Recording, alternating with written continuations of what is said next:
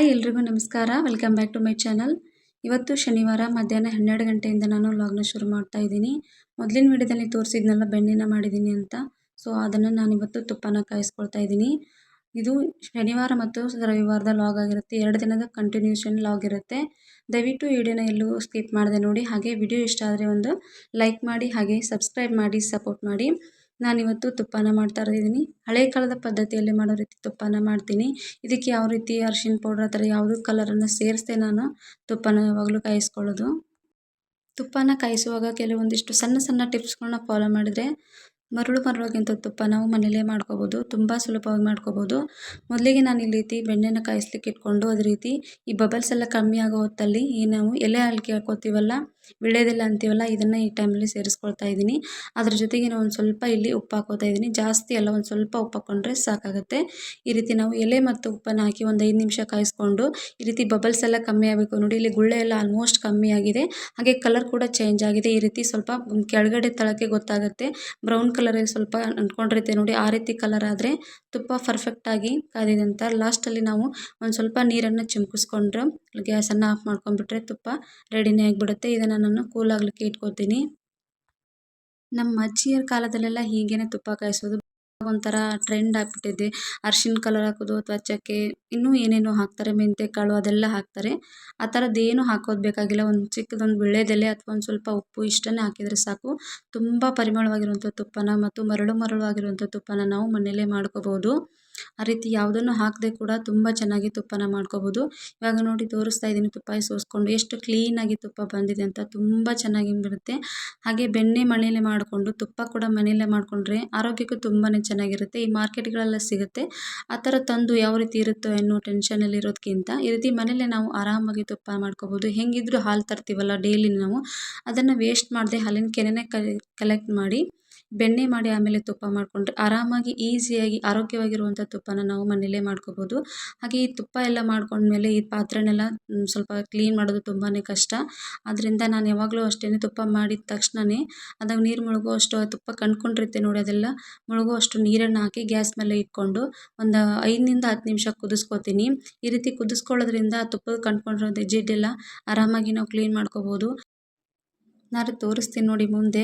ನಾನಿನ್ನೂ ಪಾತ್ರೆ ಸಾಬೂನು ಹಚ್ಚಿ ಏನೂ ತಿಕ್ಕಿ ತೋರಿಸ್ತಾ ಇಲ್ಲ. ಜಸ್ಟ್ ಕುದಿಸಿರೋಂಥ ನೀರನ್ನು ತೊಳೆದು ತೋರಿಸ್ತೀನಿ. ತುಂಬಾ ಚೆನ್ನಾಗಿ ಕ್ಲೀನ್ ಆಗುತ್ತೆ. ಈ ರೀತಿ ಕುದಿಯೋ ಹಂತದಲ್ಲಿ ಒಂದು ಸ್ಪೂನ್ ಅಥವಾ ಏನಾದರೂ ತೊಗೊಂಡು ಈ ರೀತಿ ಒಂದು ಸಲ ಮಿಕ್ಸ್ ಮಾಡಿದರೆ ಸಾಕು. ತಳಕ್ಕೆ ಅಂಟ್ಕೊಂಡಿರೋದೆಲ್ಲ ಜಿಡ್ಡೆಲ್ಲ ಆರಾಮಾಗಿ ಬಂದುಬಿಡುತ್ತೆ. ನೋಡಿ ತೋರಿಸ್ತಾ ಇದ್ದೀನಲ್ಲ, ಇವಾಗ ಆಲ್ರೆಡಿ ಕುದೀತಾ ಇರುವಾಗಲೇ ಕೆಳಗಡೆ ಅಂಟ್ಕೊಂಡಿರೋದೆಲ್ಲ ಮೇಲ್ಗಡೆ ಬಂದಿದೆ. ಈ ರೀತಿ ಒಂದು ಸರಿ ಕುದಿಸ್ಕೊಂಡ್ಬಿಟ್ರೆ ತುಪ್ಪಕ್ಕೆ ಅಂಟ್ಕೊಂಡಿರಲ್ಲ ಜಿಡ್ಡೆಲ್ಲ ಆರಾಮಾಗಿ ಹೋಗುತ್ತೆ. ಪಾತ್ರೆ ಕೂಡ ಅಷ್ಟೇ ತುಂಬ ಚೆನ್ನಾಗಿ ಕ್ಲೀನ್ ಆಗುತ್ತೆ. ಆಮೇಲೆ ಸ್ಮೆಲ್ ಕೂಡ ಇರೋದಿಲ್ಲ. ನೋಡಿ, ನಾನಿನ್ನು ಸಾಬೂನು ಹಚ್ಚಿ ಏನು ತೊಳೆದು ತೋರಿಸ್ತಾ ಇಲ್ಲ, ಹಾಗೇ ನೀರನ್ನು ತೆಗೆದುಬಿಟ್ಟು ತೋರಿಸ್ತಾ ಇದ್ದೀನಿ ಎಷ್ಟು ಕ್ಲೀನಾಗಿ ಆಗಿದೆ ಅಂತ. ತುಪ್ಪನ ನಾವು ಆವಾಗಲೇ ಸ್ವಲ್ಪ ಕೂಲ್ ಆಗ್ಲಿಕ್ಕೆ ಇಟ್ಕೊಂಡಿದ್ನಲ್ಲ, ಇವಾಗ ಅದು ಸ್ವಲ್ಪ ಕೂಲ್ ಆಗಿದೆ. ಅಂದರೆ ರೂಮ್ ಟೆಂಪ್ರೇಚರ್ ಅಂತ ಹೇಳ್ತೀವಿ ನೋಡಿ, ಅಷ್ಟು ಕೂಲ್ ಆಗಿದೆ. ತುಂಬ ಬಿಸಿ ಇಲ್ಲ, ಹಾಗೆ ತುಂಬ ತಣ್ಣಗೆ ಕೂಡ ಆಗಿಲ್ಲ. ಈ ಟೈಮಲ್ಲಿ ನಾನು ಇದಕ್ಕೆ ಒಂದು ಸ್ವಲ್ಪ ಬೆಲ್ಲನ ಹಾಕ್ತೀನಿ. ಈ ರೀತಿ ಬೆಲ್ಲನ ಹಾಕಿ ಇಡೋದ್ರಿಂದ ತುಪ್ಪದ ಪರಿಮಳ ಎಂದೂ ಹಾಳಾಗೋದಿಲ್ಲ. ಮತ್ತು ತುಪ್ಪ ಕೂಡ ತುಂಬ ದಿನ ಸ್ಟೋರ್ ಮಾಡಿ ಇಟ್ಕೋಬೋದು. ತುಂಬಾ ಚೆನ್ನಾಗಿರುತ್ತೆ. ಈ ಟಿಪ್ಸನ್ನು ನನಗೆ ನಮ್ಮ ಅತ್ತೆ ಹೇಳ್ಕೊಟ್ಟಿರೋದು. ನಾನು ಕೂಡ ಇದನ್ನೇ ಫಾಲೋ ಮಾಡ್ತೀನಿ. ನಾನು ಯಾವಾಗಲೂ ತುಪ್ಪ ಮಾಡಲಿ, ತುಪ್ಪ ಕಾಯಿಸಿದಾದ ನಂತರ ಒಂದು ಸ್ವಲ್ಪ ರೂಮ್ ಟೆಂಪ್ರೇಚರಲ್ಲಿ ಇದೆ ಅನ್ನುವಾಗಲೇ ಈ ರೀತಿ ಬೆಲ್ಲನ ಹಾಕಿ ಆಮೇಲೆ ನಾನು ಬಾಕ್ಸ್ ಅಥವಾ ಯಾವುದಾದ್ರೂ ರೀತಿ ಕಂಟೈನರ್ಗೆ ಸ್ಟೋರ್ ಮಾಡಿ ಇಟ್ಕೊಳ್ತೀನಿ. ಹಾಗೆ ಹಾಕಿರುವಂಥ ಬೆಲ್ಲ ಅಷ್ಟೇ, ತುಪ್ಪ ಖಾಲಿ ಆದರೂ ಕೂಡ ಬೆಲ್ಲ ಮಾತ್ರ ಕರಗಿರೋದಿಲ್ಲ, ಹಾಗೇನೇ ಇರುತ್ತೆ. ಒಂದ್ಸರಿ ಟ್ರೈ ಮಾಡಿ ನೋಡಿ ಕೂಡ ತುಂಬಾ ಚೆನ್ನಾಗಿರುತ್ತೆ. ಆ ತುಪ್ಪ ಹಾಕಿದ ಮೇಲೆ ಬೆಲ್ಲನ ಕರಗುತ್ತೆ ಅಂದ್ಕೊಂಡಿದ್ದೆ. ನಾನು ಯಾವಾಗ ಹಾಕ್ತಾಯಿದ್ದೀನಿ ನೋಡಿ, ಅವಾಗಿಂದ ನಾನು ಕೂಡ ನೋಡ್ತಾನೆ ಇದ್ದೀನಿ. ಬೆಲ್ಲ ಮಾತ್ರ ಕರಗಿರೋದಿಲ್ಲ, ಸೇಮ್ ಹೆಂಗಿರುತ್ತೋ ಹಾಗೇನೇ ಇರುತ್ತೆ. ತುಪ್ಪ ಮಾತ್ರ ತುಂಬಾ ಚೆನ್ನಾಗಿರುತ್ತೆ. ಅದರ ಫ್ಲೇವರ್ ಕೂಡ ಹಾಳಾಗಿರೋದಿಲ್ಲ. ಒಂದೊಂದು ಸರಿ ನಾವು ಎಲ್ಲ ತುಪ್ಪ ಮಾಡಿಬಿಟ್ಟು ಊರಿಗೆಲ್ಲ ಹೋಗಿರ್ತೀವಿ ನೋಡಿ, ಮತ್ತೆ ಬಂದಾಗ ಅದನ್ನು ಯೂಸ್ ಮಾಡ್ಕೊತಿರ್ತೀವಿ ನೋಡಿ, ಯಾವತ್ತೂ ಏನೂ ಕೆಟ್ಟಿರೋದಿಲ್ಲ. ತುಂಬಾ ಚೆನ್ನಾಗಿರುತ್ತೆ. ನಾನು ಯಾವಾಗಲೂ ಇದನ್ನೇ ಫಾಲೋ ಮಾಡೋದು. ಖಂಡಿತ ಬೇಕಾದರೆ ನೀವು ಒಂದ್ಸರಿ ಫಾಲೋ ಮಾಡಿ ನೋಡಿ. ಬೆಲ್ಲ ಹಾಕಿ ತುಂಬಾ ಚೆನ್ನಾಗಿರುತ್ತೆ. ಈ ಟಿಪ್ಸನ್ನು ನಾನು ಯಾವಾಗಲೂ ಫಾಲೋ ಮಾಡ್ತೀನಿ. ಹಾಗೆ ನಾನಿಲ್ಲಿ ಬೆಲ್ಲದ ಪೌಡ್ರನ್ನ ಮಾಡ್ಕೊತಾ ಇದ್ದೀನಿ. ಯಾಕಂದರೆ ನಮ್ಮ ಮನೇಲಿ ಬೆಲ್ಲ ಸ್ವಲ್ಪ ಜಾಸ್ತಿನೇ ಯೂಸ್ ಮಾಡ್ತೀವಿ. ಅಥವಾ ಸ್ವೀಟ್ ಅದೆಲ್ಲ ಮಾಡುವಾಗ ಈ ಬೆಲ್ಲ ಕುಟ್ಕೋತಾ ಕುಂದ್ರೋದ್ರಿಂದ ಒಂದೊಂದ್ಸರಿ ಟೈಮ್ ಇರೋದಿಲ್ಲ. ಈ ರೀತಿ ಬೆಲ್ಲ ಪೌಡ್ರ್ ಮಾಡಿ ಇಟ್ಕೊಂಡ್ಬಿಟ್ರೆ ಆರಾಮಾಗಿ ನಾವು ಅದು ಸ್ವೀಟ್ ಅಥವಾ ಏನೇ ಮಾಡಲಿ ಮಾಡ್ಕೋಬೋದು. ಹಾಗೆ ನನ್ನ ಮಗಳಿಗೆ ನಾನು ಯಾವಾಗಲೂ ಬೆಳಗ್ಗೆ ಮತ್ತು ಸಾಯಂಕಾಲ ಟೈಮ್ ಹಾಲು ಕೊಡ್ತೀನಲ್ಲ, ಆ ಹಾಲಿಗೆ ಒಂದು ಸ್ವಲ್ಪ ಬೆಲ್ಲನ ಹಾಕಿ ಕೊಡ್ತೀನಿ. ಈ ರೀತಿ ಬೆಲ್ಲ ಪೌಡ್ರ್ ಮಾಡಿ ಇಟ್ಕೊಂಡ್ಬಿಟ್ರೆ ಅವ್ರಿಗೆ ಬೇಕಾದಾಗೆಲ್ಲ ಬೆಲ್ಲದ ಜೊತೆ ನಾನು ಹಾಲು ಹಾಕಿ ಕೊಡ್ತೀನಿ. ಹಾಗೆ ಈಸಿಯಾಗಿ ಕೂಡ ಆಗುತ್ತೆ ಈ ಬೆಲ್ಲದ ಪೌಡ್ರ್ ಮಾಡಿ ಇಟ್ಕೊಂಡ್ಬಿಟ್ರೆ. ಹಾಗೆ ಮಧ್ಯಾಹ್ನ ನನ್ನ ಮಗ ಟ್ಯೂಷನಿಂದ ಗೋಸ್ಕರ ನಾನು ದೋಸೆನ ಮಾಡ್ಕೊಡ್ತಾ ಇದ್ದೀನಿ. ಬೆಳಗ್ಗೆ ಬ್ರೇಕ್‌ಫಾಸ್ಟ್‌ಗೆ ಅಂತ ನಾನು ಪಡ್ಡು ಮಾಡಿದ್ದೆ. ಅದೇ ಹಿಟ್ಟು ಇನ್ನೂ ಮಿಕ್ಕಿತ್ವಲ್ಲ ಅಂತ ನನ್ನ ಮಧ್ಯಾಹ್ನಕ್ಕೆ ಅವನಿಗೋಸ್ಕರ ದೋಸೆ ಮಾಡ್ಕೊಡ್ತಾ ಇದ್ದೀನಿ. ನನ್ನ ಮಗನಿಗೆ ದೋಸೆ ಅಂದರೆ ತುಂಬ ಇಷ್ಟ. ಹಾಗಾಗಿ ನಾನು ಯಾವಾಗಲೇ ಹಿಟ್ಟು ನೆನೆಸ್ತೀನಲ್ಲ ಆವಾಗಲೇ ಸ್ವಲ್ಪ ಜಾಸ್ತಿ ಕ್ವಾಂಟಿಟಿಯಲ್ಲೇ ನೆನೆಸ್ತೀರಿ. ಅಂದರೆ ಜಾಸ್ತಿ ಅಂದರೆ ತುಂಬ ದಿನ ಇಟ್ಕೊಳ್ಳೋ ಥರ ನಾನು ಫ್ರಿಜ್ಜಲ್ಲಿ ಇಟ್ಕೊಂಡು ಆ ಥರ ಮಾಡೋದಿಲ್ಲ. ಒನ್ ಟೈಮ್ ಆಗುವಷ್ಟು ಮಧ್ಯಾಹ್ನ ಮತ್ತು ಬೆಳಗ್ಗೆ ಆಗುವಷ್ಟು ಮಾತ್ರ ನಾನು ನೆನೆಸಿಟ್ಕೊಂಡಿರ್ತೀನಿ. ಅದು 2 ಟೈಮ್ ಮಾಡ್ಕೊತೀನಿ ಅಷ್ಟೇ. ಜಾಸ್ತಿ ಹೊತ್ತು ಜಾಸ್ತಿ ಕೂಡ ಮಾಡ್ಕೊಳ್ಳೋದಿಲ್ಲ. ಹಾಗೆ ಅವನಿಗೆ ಪ್ಲೇನ್ ದೋಸೆ ಮಾಡಿಕೊಟ್ಟು ನನಗಿಲ್ಲಿ ಈರುಳ್ಳಿ ದೋಸೆನ ಮಾಡ್ಕೊತಾ ಇದ್ದೀನಿ. ಇದಕ್ಕೆ ಸ್ವಲ್ಪ ಈರುಳ್ಳಿ, ಕ್ಯಾರೆಟ್ ಮತ್ತು ಒಂದು ಸ್ವಲ್ಪ ಸಬ್ಬಸಿಗೆ ಸೊಪ್ಪನ್ನು ಹಾಕಿ ಮಾಡ್ಕೊತಾ ಇದ್ದೀನಿ. ಹೆಲ್ದಿಯಾಗಿರುತ್ತೆ ಅಲ್ವ ಅಂತ ಈ ಉತ್ತಪ್ಪ ಎಲ್ಲ ಮಾಡ್ತೀನಿ ನೋಡಿ ಈರುಳ್ಳಿ ಹಾಕಿ.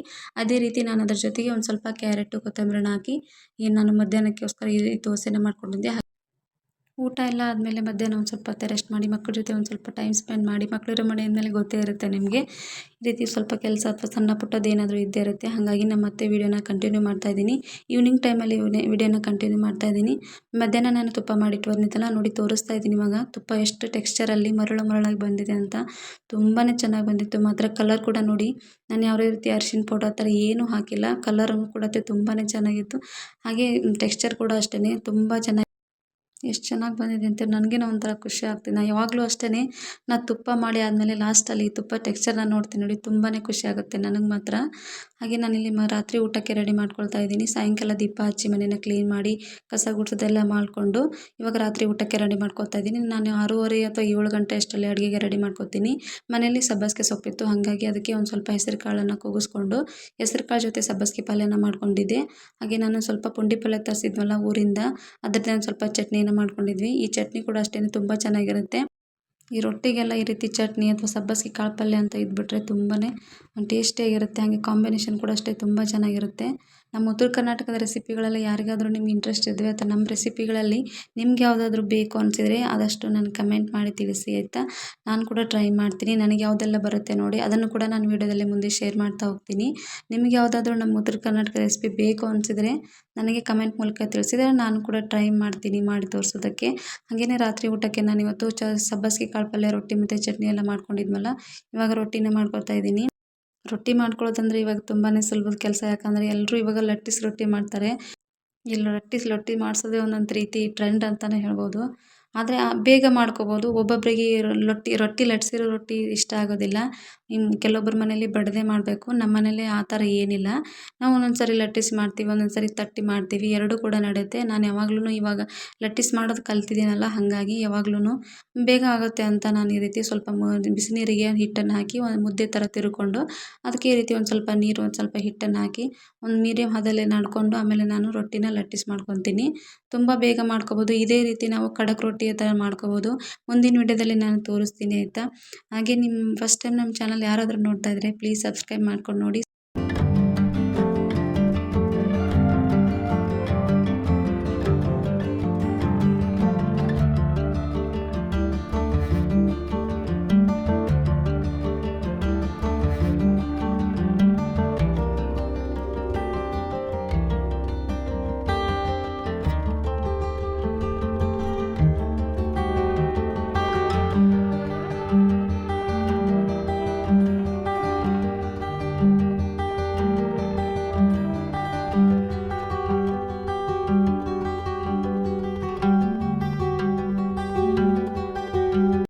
ಶ್ರೇಯಸ್ ಮಧ್ಯಾಹ್ನನೇ ಕೇಳಿದ ಶೇಂಗಾ ಉಂಡೆ ಮಾಡು ಮಮ್ಮಿ ಅಂತ. ಆದರೆ ನಾನು ಹೆಂಗಿದ್ರು ಸಂಡೇ ನಾಳೆ ಅಮಾವಾಸ್ಯೆ ಇತ್ತಲ್ಲ, ಅವತ್ತೇನೋ ಸ್ವೀಟ್ ಮಾಡೋಣ ಬೇಡ ಅಂತ ನಾನು ಬಿಟ್ಟಿದ್ದೆ. ಆದರೂ ಬಿಡಲಿಲ್ಲ. ನೈಟ್ ಮತ್ತೆ ರೊಟ್ಟಿ ಮಾಡುವಾಗ ಮತ್ತೆ ಬಂದು ಮಾಡು ಮಮ್ಮಿ ಅಂತ ಕೇಳ್ತಾ ಇದ್ದ. ಹಾಗಾಗಿ ರೊಟ್ಟಿ ಹಂಚು ಮಾಡ್ತಾ ಇದ್ನಲ್ಲ, ಅದು ಕೂಡ ಬಿಸಿಯಾಗಿತ್ತು. ಲಾಸ್ಟಲ್ಲಿ ನಾನು ರೊಟ್ಟಿ ಆದಮೇಲೆ ಸ್ವಲ್ಪ ಶೇಂಗಾನ ಹುರಿದು ಸೈಡ್ ಇಟ್ಕೊಂಡಿದ್ದೆ. ಇಲ್ಲಿ ಊಟ ಎಲ್ಲ ಆದಮೇಲೆ ನಾನು ಅವನಿಗೋಸ್ಕರ ಸ್ವಲ್ಪ ಶೇಂಗಾನ ಹುರಿದು ಸಿಪ್ಪೆನ ತೆಗೆದು ಬೆಲ್ಲನ ಸೇರಿಸಿ ಶೇಂಗಾ ಉಂಡೆನ ಮಾಡ್ಕೊತಾ ಇದ್ದೀನಿ. ಈ ರೀತಿಯೇ ನಾನು ಯಾವಾಗಲೂ ಅವ್ನಿಗೆ ಬೇಕಾದಾಗ ಶೇಂಗಾ ಉಂಡೆನ ಮಾಡ್ಕೊಡ್ತೀನಿ. ಈ ಪಾಕ ಎಲ್ಲ ತೆಗೆದು ಎಲ್ಲ ಆ ರೀತಿ ಮಾಡೋದಿಲ್ಲ. ಈ ರೀತಿ ಮಾಡಿಕೊಂಡ್ರೂ ಕೂಡ ತುಂಬ ಚೆನ್ನಾಗಿರುತ್ತೆ. ಆದರೆ ತುಂಬ ದಿನ ಈ ಶೇಂಗಾ ಉಂಡೆನ ಸ್ಟೋರ್ ಮಾಡಿ ಇಟ್ಕೊಳ್ಳೋಕ್ಕಾಗೋದಿಲ್ಲ.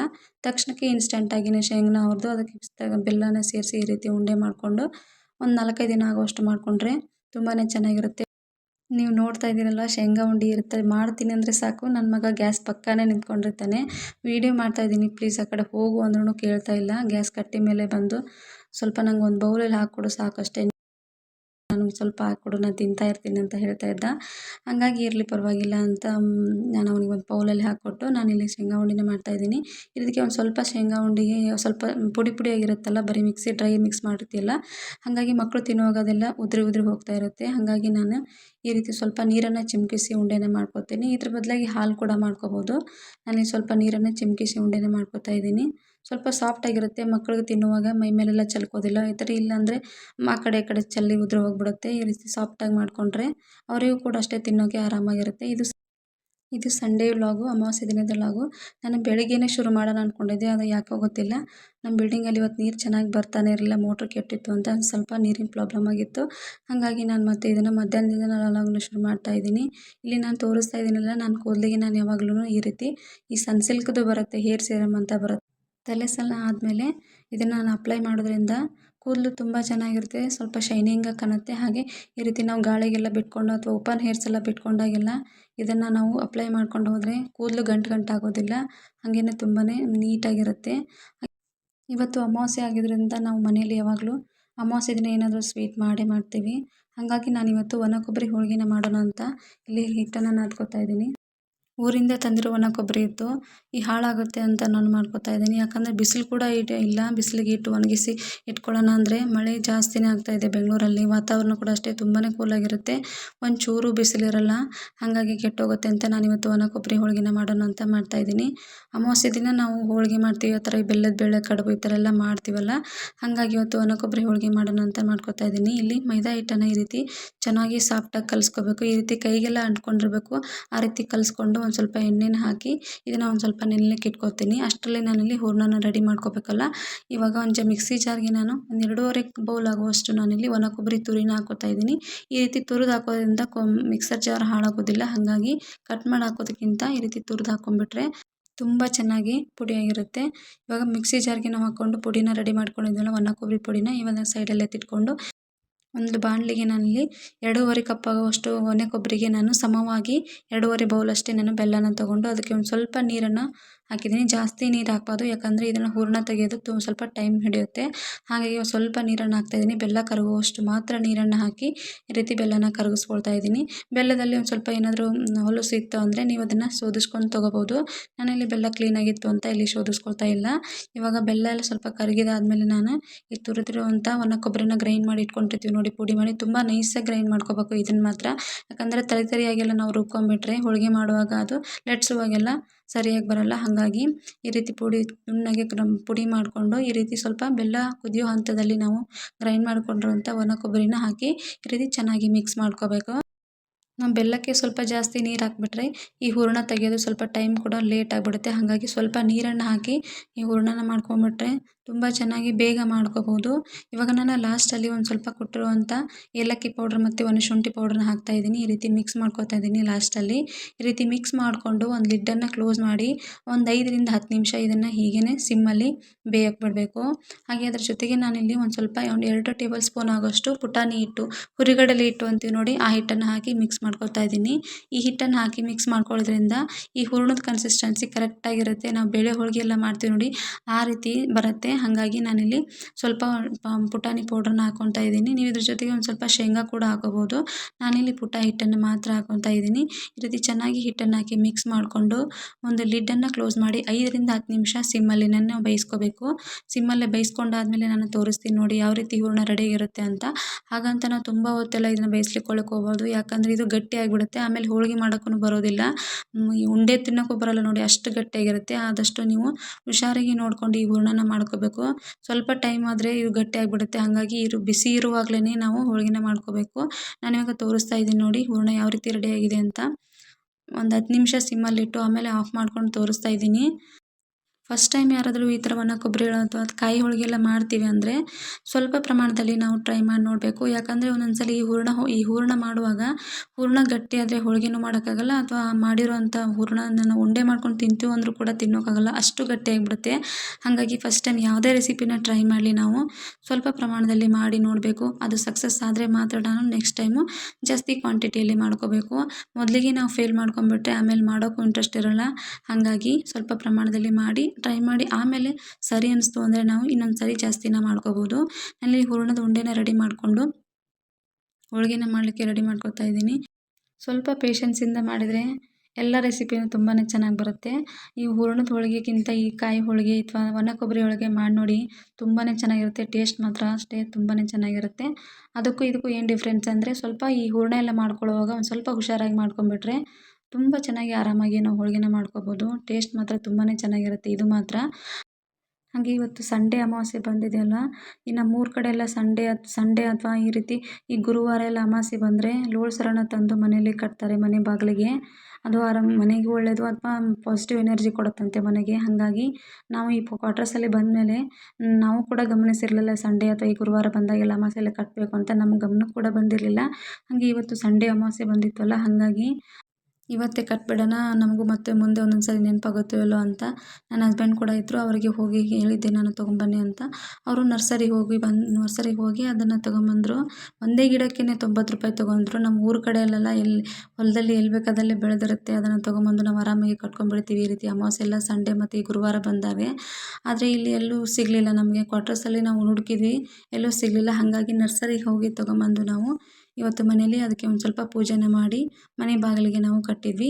ಹಾಗೆ ಈ ರೀತಿ ಪದ್ಧತಿ ನೀವು ಯಾವಾದರೂ ಪಾಲಿಸ್ತೀರಾ ಅಥವಾ ನಿಮಗೇನಾದರೂ ಈ ರೀತಿ ಪದ್ಧತಿ ಗೊತ್ತಿದ್ದರೆ ಅಥವಾ ನೀವು ಮಾಡಿದರೆ ನನಗೆ ಕೂಡ ಕಮೆಂಟ್ ಮೂಲಕ ತಿಳಿಸಿ, ಆಯಿತಾ. ನನ್ನ ಹಸ್ಬೆಂಡ್ ಕೂಡ ಈ ಸ್ನಾನ ಮುಗಿಸ್ಕೊಂಡು ಈ ಅಲೋವೆರಾ ಗಿಡನ ಇಲ್ಲಿ ಬಾಗಿಲ ಮೇಲೆ ಕಟ್ತಾ ಇದ್ದಾರೆ. ಇದನ್ನು ಹಾಗೆ ಕಟ್ಟಬಾರ್ದಂತೆ, ಸ್ನಾನ ಎಲ್ಲ ಮಾಡಿ ಮಡಿ ಉಡಿಯಿಂದ ಮಾಡಿ ಇದಕ್ಕೆ ಒಂದು ಸ್ವಲ್ಪ ಪೂಜೆ ಮಾಡಿ ಕಟ್ಟಬೇಕಂತೆ. ತುಂಬಾ ಒಳ್ಳೆಯದು, ಮನೆಗೆ ಕೂಡ ತುಂಬಾ ಒಳ್ಳೆಯದಂತೆ. ಹಾಗೆ ಪಾಸಿಟಿವ್ ಎನರ್ಜಿ ಕೊಡುತ್ತಂತೆ. ಹಾಗಾಗಿ ನಾವು ಕೂಡ ಇವತ್ತು ಇದನ್ನು ಮನೆ ಬಾಗಿಲಿಗೆ ಕಟ್ಟಿದ್ವಿ. ಹಾಗೆ ಇವತ್ತಿನ ವಿಡಿಯೋನ ನಾನು ಇಲ್ಲಿಗೆ ಎಂಡ್ ಮಾಡ್ತಾ ಇದ್ದೀನಿ. ನನ್ನ ಈ ವ್ಲಾಗ್ ನಿಮಗೆ ಇಷ್ಟ ಆಯಿತಾ ಅಂತ ನನಗೆ ಕಮೆಂಟ್ ಮೂಲಕ ತಿಳಿಸಿ. ಮತ್ತೆ ಮುಂದಿನ ವಿಡಿಯೋದಲ್ಲೇ ಸಿಗ್ತೀನಿ. Thank you so much for watching.